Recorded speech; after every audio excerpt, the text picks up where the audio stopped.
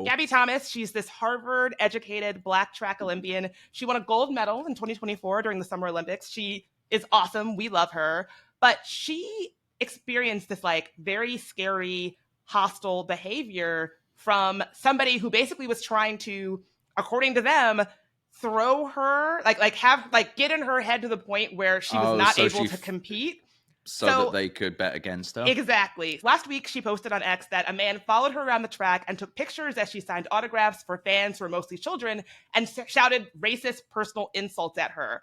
So this dummy who did this also went on X and bragged, yeah, I made Gabby lose by heckling her, and then it made my parlay win, and then posted a screenshot from the betting platform FanDuel. In his own words, like trying to influence the sport that he's gambling on. And FanDuel found him, booted him from the platform, and was like, he's never going to be able to be on this platform again. That's good. It is good. So I have to say, like, I looked this guy up on Twitter, even though he deleted the tweet that was bragging about harassing Gabby. This is somebody who, like, clearly is very interested in sports betting. And I found this very alarming stat from ESPN. A study commissioned last year by the NCAA found that abuse by angry sports bettors is one of the most common types of harassment college athletes receive, making up at least 12% of publicly posted social media abuse.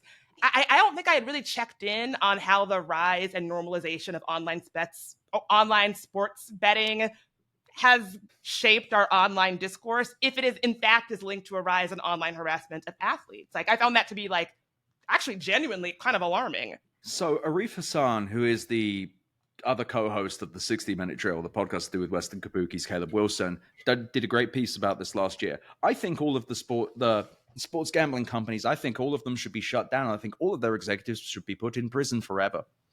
I think it is one of the most socially corrosive creations of all time. I think I live in Las Vegas. I believe that gambling should be, if it is allowed to exist, which is a moral question unto itself, it should be so heavily regulated that companies like FanDuel should be criminalized. Instead, they are growing like wildfire.